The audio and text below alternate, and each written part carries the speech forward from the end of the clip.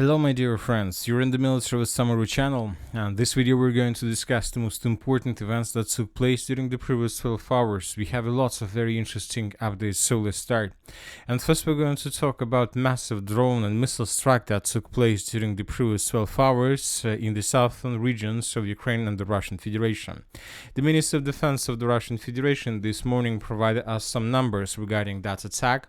Over the past night from 10 p.m. to 5 a.m. the on-duty air defense units brought down and intercepted 170 fixed-wing unmanned aerial vehicles, 96 over the Republic of Crimea, 47 over Krasnodar region, 9 over Rostov region.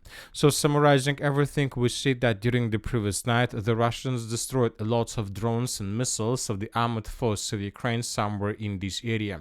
So that was one of the biggest attack ever since the beginning of 2025, but that was not the first attack since the beginning of 2025.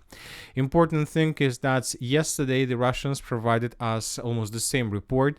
Over the past night, 121 Ukraine unmanned air vehicles of the aircraft type were destroyed by air defense system on duty.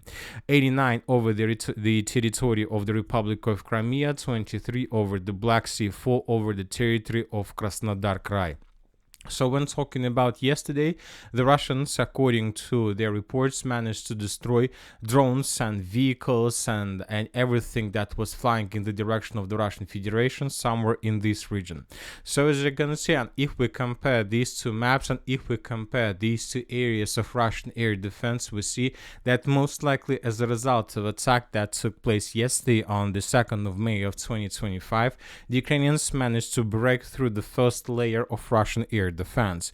By the beginning of the 3rd of May of 2025, we see that Ukrainians managed to get the second layer of Russian air defense system. So we see and we expect that this upcoming day the Ukrainians will continue their attempts to attack deep inside of the territory of the Russian Federation, and according to this schema we believe that Ukrainians will be able to improve their, let's say, drones and the distances, and they will be able to get, let's say, deeper inside of the territory of the Russian Federation, and they most likely will be able to break through the second layer of Russian air defense systems. So, and this is probably the target of Ukrainians, because I'll remind you the 9th of May is very close, and I'll remind you that Zelensky promised that something bad and something terrible could happen during this period of time.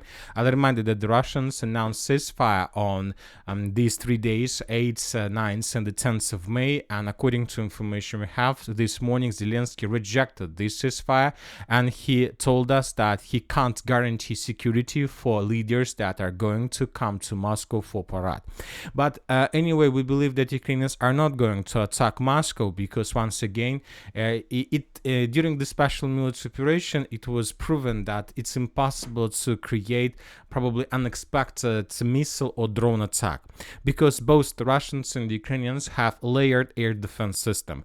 And if you want to get, let's say, the southern part of Russia or to destroy Crimea, first you need to attack this region for several days, 5-6 days, with the purpose to destroy and to stress the layered defense system of opponent. And this is exactly what the Ukrainians are doing right now. They're forcing the Russians to use their missiles, they're forcing the Russians to reveal their own air defense positions, and they're forcing the Russians to regroup.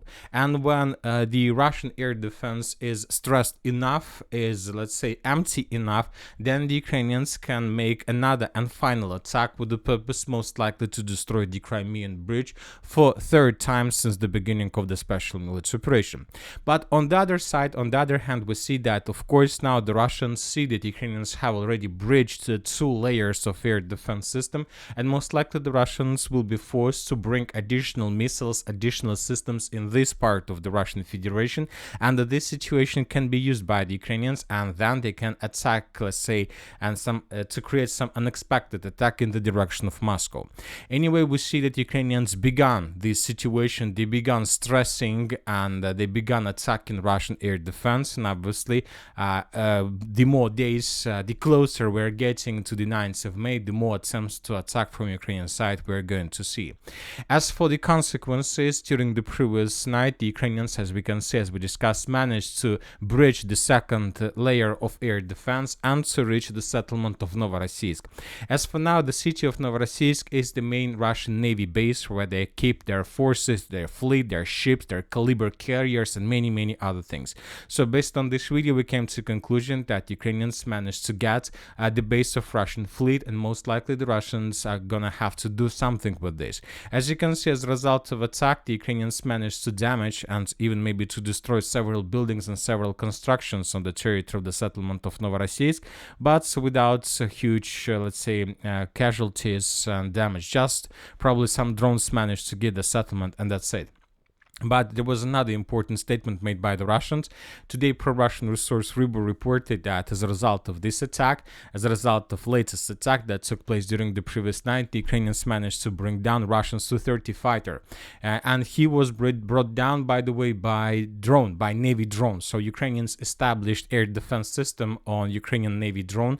And when the Russians were, let's say, repelling another Ukrainian attack with aircrafts as well, Ukrainian drone from sea, from the Black Sea, attacked the Russian fighter, and Russian Su-30 was brought down by the Ukrainians.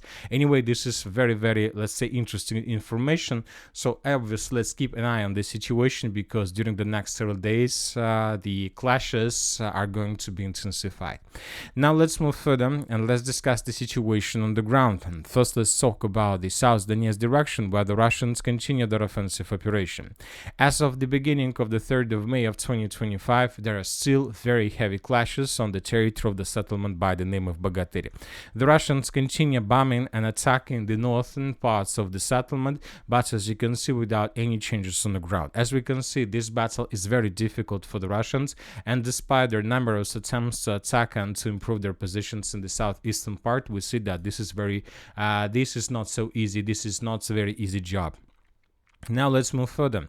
During the previous nights, lots of reports we got from the Novopavlovka or Dnipro direction. As you can see, we have lots of icons from this area, and according to numerous updates, the Russians began their major offensive operation with the purpose to establish control over several settlements in this area. First of all, the Russians are trying to attack the settlement of Troitsk, and according to different sources, the Russians managed to shorten the distance to this village from the north. This information was provided by pro-Russian resources. At the same time, as you can see, the Russians were bombing and attacking the next settlement to the village of Troitsk. We're talking about the village of Goryokhova. In this video, we can see how the Russians were destroying positions of the armored forces of Ukraine using multiple launch rocket systems, with the purpose not to allow the Ukrainians to introduce additional forces on the territory of Troitsk, while the main Russian forces are trying to advance from the north. As for the area, let's say in the vicinity of Novosergeyevka, Novonikolaevka, we have a lot of changes. Let's compare the map between the dates.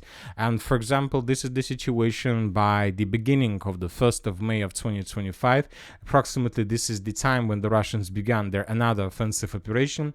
This is the situation by the end of the 2nd of May, and as you can see, the Russians managed to answer the settlement of Nova Alexandrievka from the southeast. And as for the beginning of 3rd of May, we see that the Russians managed to improve their positions significantly and to take another tree line to the south of the settlement. Furthermore, according to information we have, the Russians continue advancing further in the northwestern direction from the settlement of Nadia. So we see that the Russians are trying to answer and to take under control these three villages, the village of Muravka, Novonikolaevka, and Novosergeyevka. Furthermore, several very reliable pro-Russian resources reported that during the previous 24 hours, the Russians managed to answer the settlement of Novosergeyevka from the east. This attack was carried out by the Russians between Russian positions in the village of Novoalexandrievka and Uspenovka. And if this information is correct, by the beginning of the 3rd of May of 2025, something like this is already under complete Russian control. And I would like to point your attention that the village of Novosergeyevka is the last village before the beginning of Dnipro region. If the Russians can establish control over the village, basically the Russians will be able to answer the Dnipro region itself.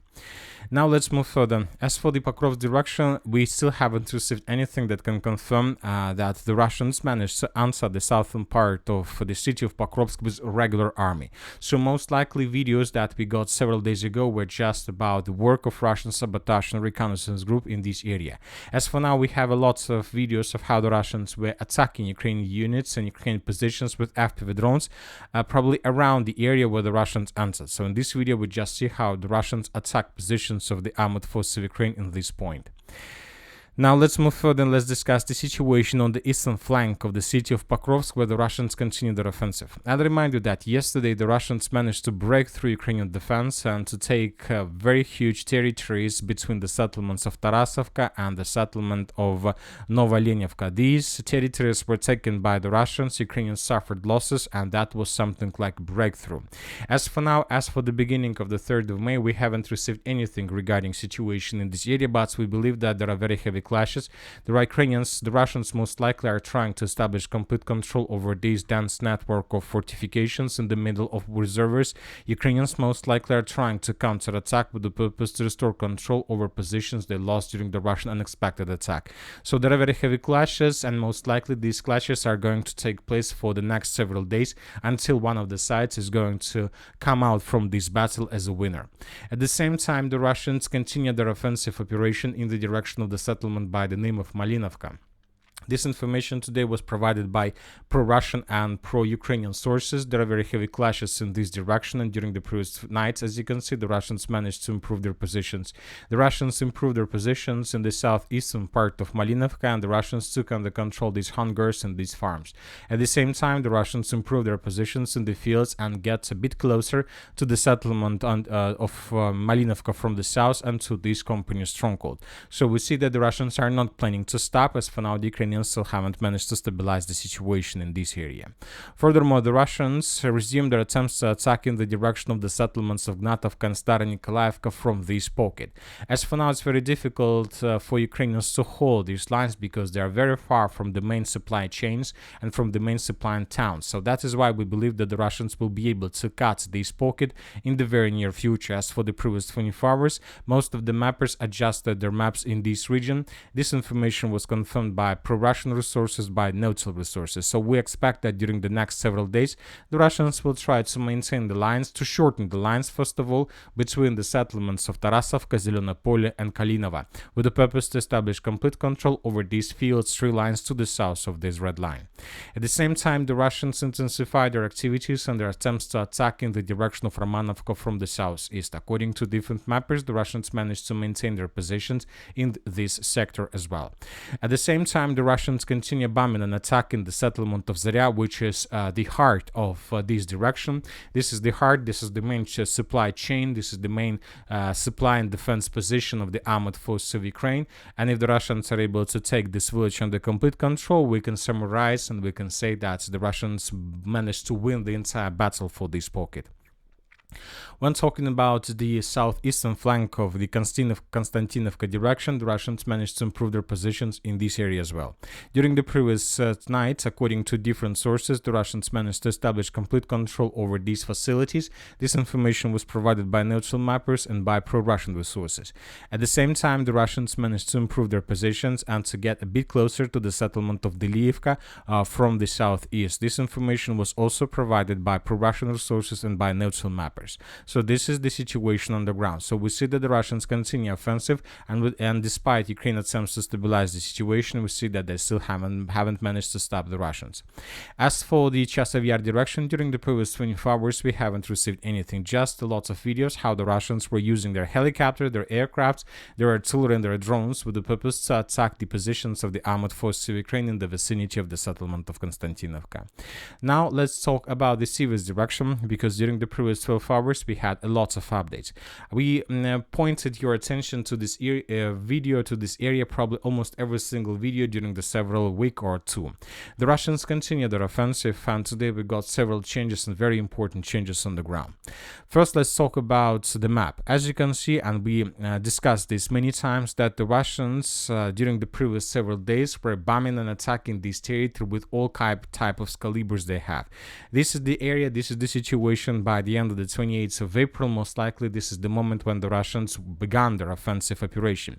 And at this moment, the Russians were bombing the positions of the armed forces of Ukraine in the vicinity of the settlement of Grigorovka. By the 29th of April, the Russians moved their focus between the settlements of Serebryanka and Grigorovka itself. Here we can see lots of explosions, lots of Russian strikes on positions of the armed forces of Ukraine in the fields. On the 30th of April, the Russians moved their focus further between the settlements of Serebryanka and Verkhnykamensk. We have the same story. The Russians were hunting and attacking Ukraine soldiers, Ukraine vehicles. They were bombing them with artillery. By the 1st of May, the Russians began bombing and attacking the settlement of Serebryanka itself with multiple launch rocket systems. So summarizing all these attacks, all these activities, we see that the Russians were pretty focused exactly in this region with the purpose to destroy or to damage as much as possible Ukrainian positions, vehicles, equipment, with the purpose to ease the further progress on the ground of the armed forces of the Russian Federation. And by the beginning of the 3rd of May, we have several adjustments. First of all, the Russians, during the previous 24 hours, were reducing till ruins the most western part of the settlement with the purpose not to allow the Ukrainians to introduce additional forces in the eastern part of the settlement. And in this video we can see how the Ukrainians managed to bring several FPV drone operators and drones to the eastern part with the purpose to attack Russian units. We have lots of episodes published by the 81st Brigade, and one of the episodes was discovered exactly in this point. Based on this video, we have adjusted another block of the eastern part of Grigorovka. Furthermore, several neutral mappers reported that the Russians also managed to improve their positions in the fields along this tree line. So we see that the Russians are about to take under control two more, let's say, big, huge forests in this area, and this is going to be a Ukrainian final defense belt in front of the settlement of Serebryanka. As for the Liman direction, during the previous 12 hours, we haven't received anything. The same story about the northern Kupiansk and Kharkiv directions. As for the Sumy direction, we see that the map is completely empty. And that's it for the short video. Military Summary channel reminds we condemn any violence in the world. Thank you for watching. Subscribe to my channel, put your likes, join my Patreon, and have a good day. Bye-bye.